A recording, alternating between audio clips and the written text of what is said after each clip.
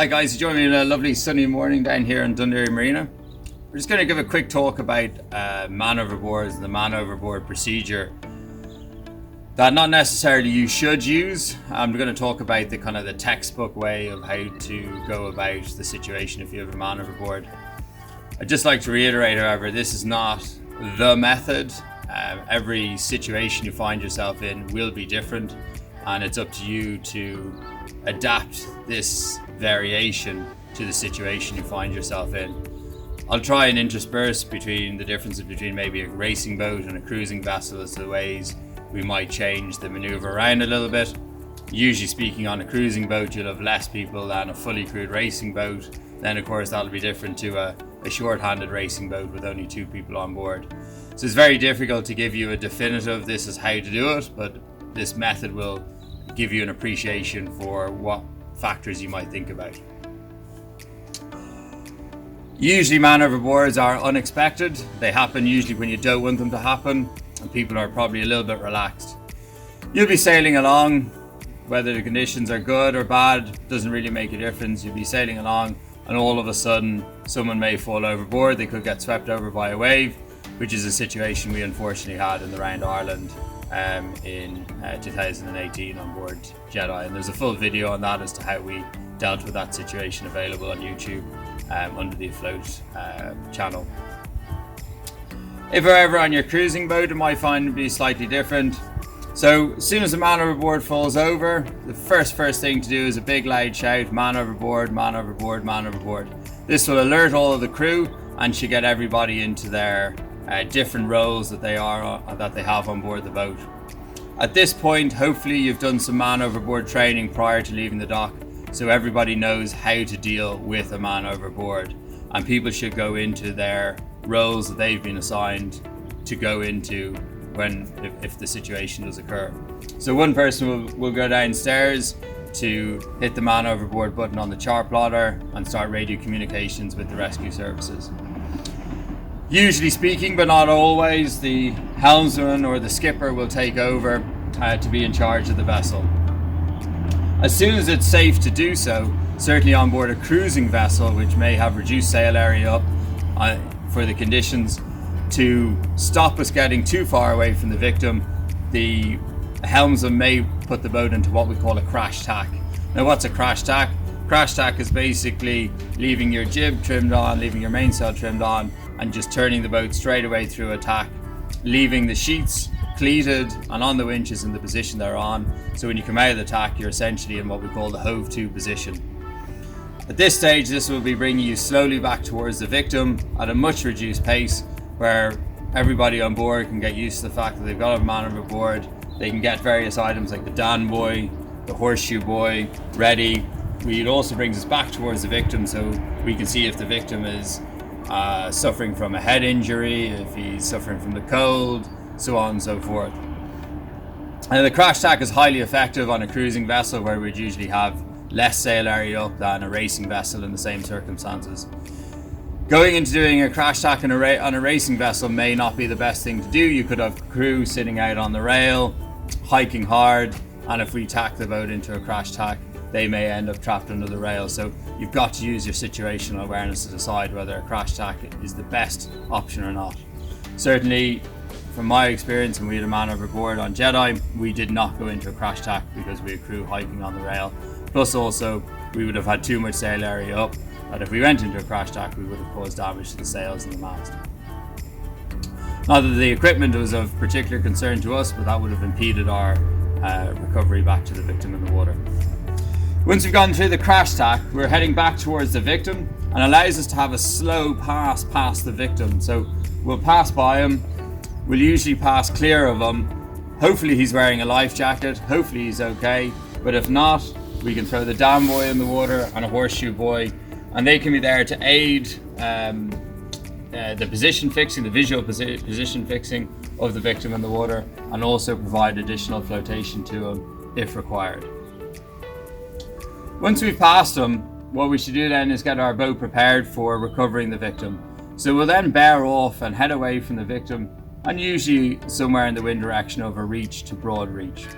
When we're heading away from the victim, depending on the situation we find ourselves in, we'll usually roll in the head sail or drop the head sail depending on the system on board your vessel. We'll want the head sail clear because we'll aim to pick up the victim somewhere just forward of the shrouds on board our vessel, and having the jib up there and a crewman up there isn't usually the best idea for the sail up at the same time. So we'll have gotten rid of the head sail, and then what we'll do is we'll probably ease the mainsail out to the correct position for being on a broad reach, and we'll head away from the victim. At all times we'll have the spotter pointing at the victim in the water, and the person will be downstairs on the chart plotter and the VHF radio communicating with the emergency services. When the helmsman decides, and it's the helmsman's choice, to tack around to attempt to pass up towards the victim, that's when he will turn the boat. It's up to the helmsman to decide that. Either before this point or after this point, we will have attempted to start our engine. Hopefully our engine starts. Our engine is there. If it's an aid to use it, why not use it? So the helmsman will start the engine, tack over, and then we'll head back up towards the victim. We're aiming to head towards the victim on somewhere between a beat and a reach, and something like a close reach to a reach. And we'll make our way slowly up towards the victim. As we're approaching the victim, the helmsman may want to use engine power alone, or he may want to use a mixture of the reduced mainsail area he has up already, or the engine, or both, a mixture of either or. There'll still be a crew member spotting. With this case, we'll also get another crew member ready with some kind of device to recover the man overboard back onto the boat or establish contact. This can be the boat hook or a long line, or as we used in our situation around Ireland, in fact, spare tethers that we could pass down to the victim in the water and he could clip himself on. When we're sending a crew member up to the front of the boat, we should send them up on the windward side, tethered on, allow them to cross the boat at the bow and get themselves just in a position at the shrouds. So when they're at the shrouds, they're protected from the boom and they can safely lean over the boat using the shrouds as a handhold as well to establish initial contact with the victim. Once they've established contact with the victim, we'll have slowed the boat down, nice controlled slow down, make sure the engine's in neutral, and we'll then walk the victim down towards the back of the boat. There are various ways and means as how to recover a man overboard on board the boat. We've thought about a few ones on board this boat which we're going to show you now. One of the very simplest modifications you can use to aid the recovery of a man overboard is to have your lifelines. These are the lines running along the side of the boat, having them easily removable and being able to replace them. What we've done on our boats is that they're secured with some Dyneema lashing, wrapped a few times and then tensioned. And what we can do on board our boats is essentially cut these Dyneema lines, which will mean that the freeboard that we need to get the man overboard victim up over is significantly reduced. It's a very simple little modification, but very effective. Once the victim is back on board with some spare line, we can of course tension them back up before proceeding on our way. Another method that we have on board this vessel, which I'll step on and show you, is as an aid for getting the victim back up onto the boat, is in fact our main sheet. Our main sheet is secured down here using a snap shackle onto the traveller.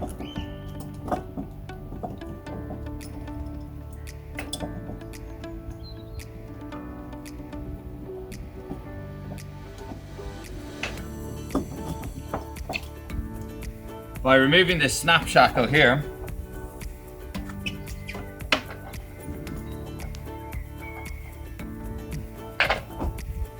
and having a significant purchase system on the main sheet,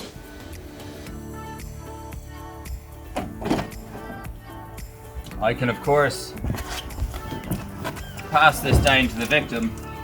We can clip them on using the snap shackle, and then by simply pulling on the main sheet, we've got a significant purchase for pulling the victim back out of the water. Very handy little modification, simple to do, but highly effective.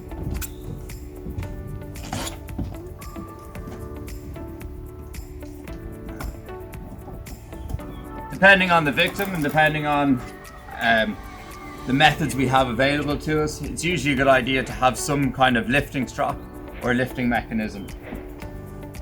A tool we have on board this boat is a rescue sling. This sling here is there to once again aid us in recovering the victim out of the water. You can see it's a nice large padded floating sling, which when passed to the victim, they can pass over their head, and it can be used to lift the victim out of the water around their midriff. There's a very strong stainless steel eye here, which can be attached onto a halyard. You can use the halyard onto a winch, or you can use the Mainsheet to winch the victim out of the water. Having some kind of recovery device is highly effective. The life jacket shouldn't be relied on as a lifting device because it can lift people at a funny angle and cause injury.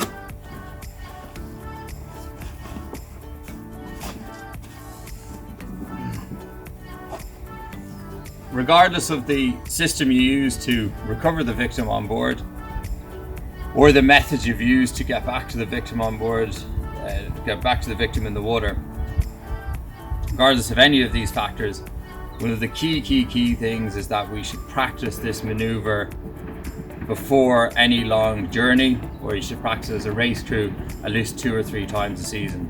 Man overboards happen at the least opportune moment, and they can lead to all sorts of additional problems such as sails ripping, etc, etc, etc. So it's really important that on board your vessel, if you're in charge, or if you're crew on board a vessel, that you insist that there's man overboard practice, and it's practiced a couple of times a season.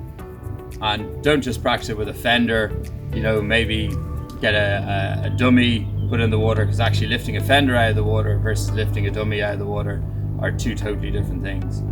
So the key message here is there are multiple ways to get back to a man overboard victim or recover a man overboard victim.